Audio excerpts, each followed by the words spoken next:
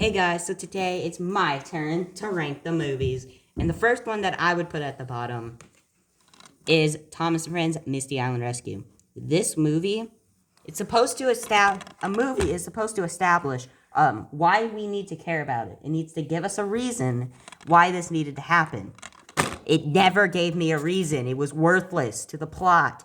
Even as a kid, I'd rather watch the other two, Heroes, Rails, and Day of the Diesels. They were both extremely better. Worst one. Calling All Engines. This is supposed to be Thomas's 60th anniversary. He's been around for 60 years. This was his first anniversary we ever celebrated. This does not celebrate Thomas.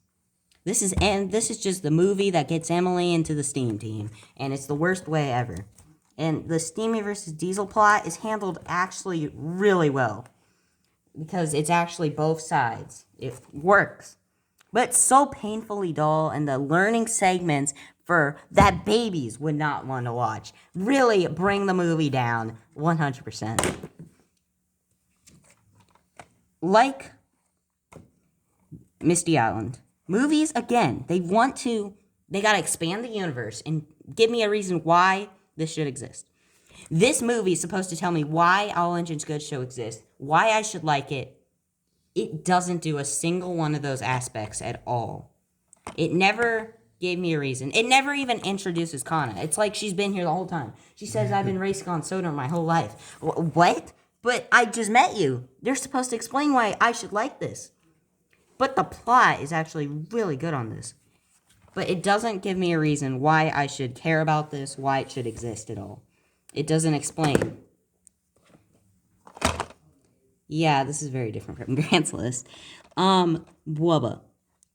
Based on everything you heard from Grant, why could I possibly put this so low? I mean, high.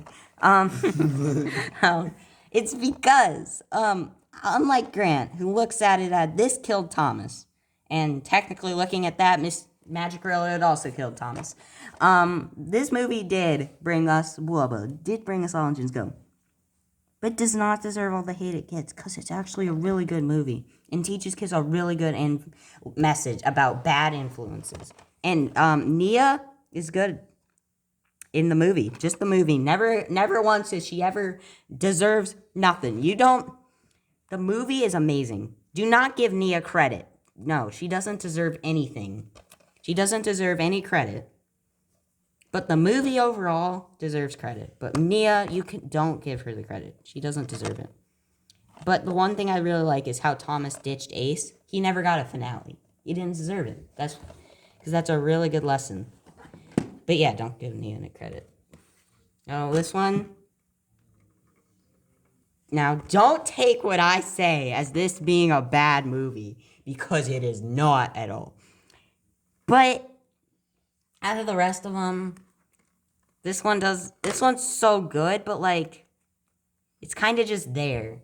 All the movies I have higher to me just have more action, more excitement. This one's more of just what's happening on Sodor this week. So, this movie is not bad at all, but like, I don't think I could put it any higher. Yes, you can start killing me now. Day of the Diesels. This movie, I think Percy should be on the cover, not Thomas. But this movie is, when you think about the plot, yeah, the plot is really good until it gets to the very end, and it's just like, what? What do you mean, Diesel 10? What do you mean? You just wanted to trash the Steamworks too? The Diesel Works trash, now we're going to get the Steamworks to trash it. It doesn't make sense to me. But everything else, Diesel 10 is so good until the end. The whole movie is so good until the end. And I think also Percy should have not been as punished as what he got. Thomas was neglecting him and not being fair to him.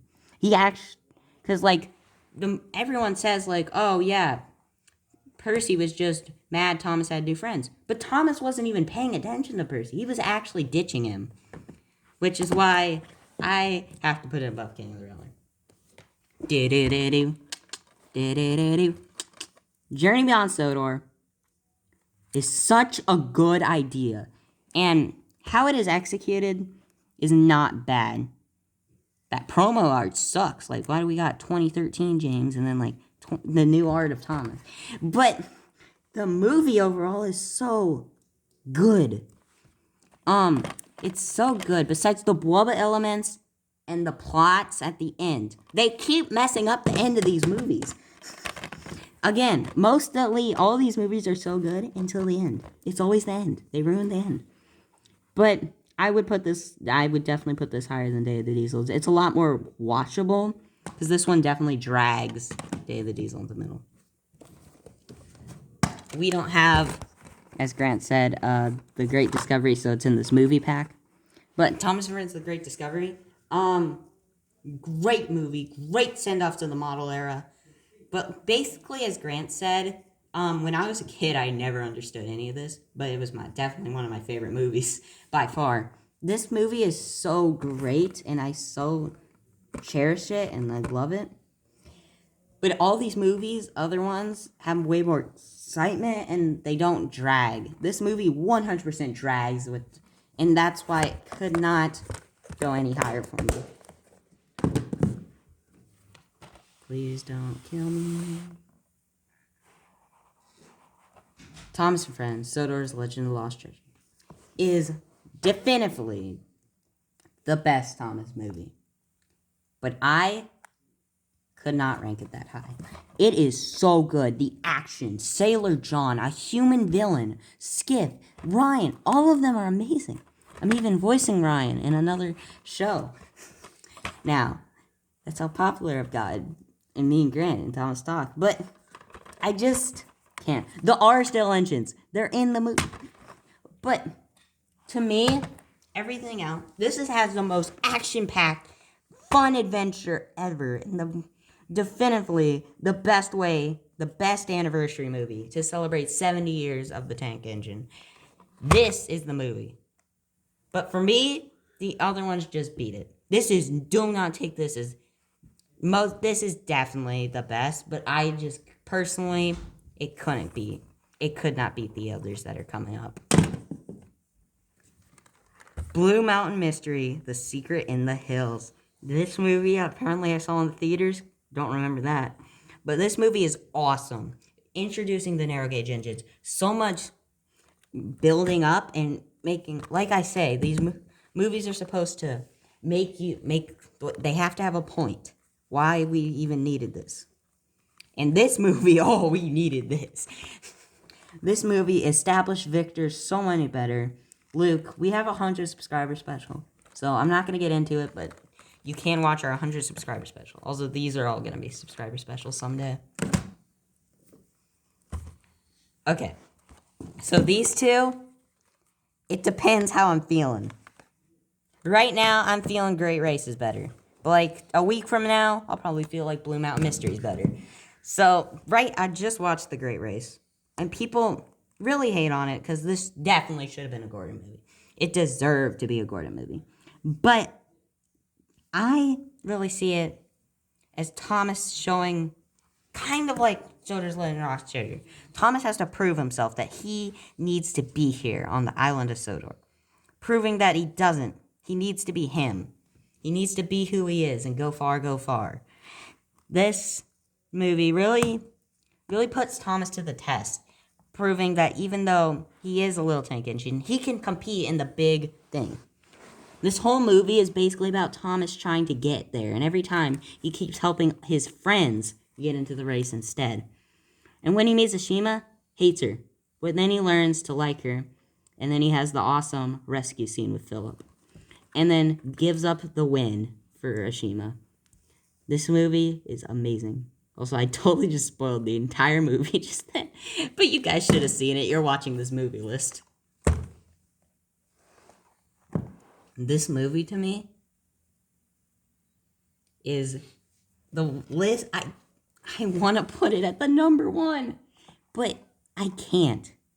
Because this movie isn't canon. It had so much junk that doesn't make any sense. All these humans that we will never see ever again. Lady that we'll never see ever again. Dieselton only is the surviving thing. The only reason. This movie, again, like I say, a movie has to have a point to exist. And sadly, this doesn't. But everyone in the entire world loves this because they all saw it when they were a kid, and it was the best thing ever. And this movie also is the reason Thomas is dead and is owned, and we have All Engines Go today. But I could never hate it because, truly, Thomas's first movie, and this movie deserves to be up here at number 4. This is also Thomas's 70th anniversary movie. And this one just barely made the cut, but it did come out. And this is a retelling of all the stories in order. Edward and Gordon all the way to Thomas and the Breakdown Train. And this movie is awesome. It's so good. It retells all the stories perfectly and adapts all of our new things, like Henry being a coward.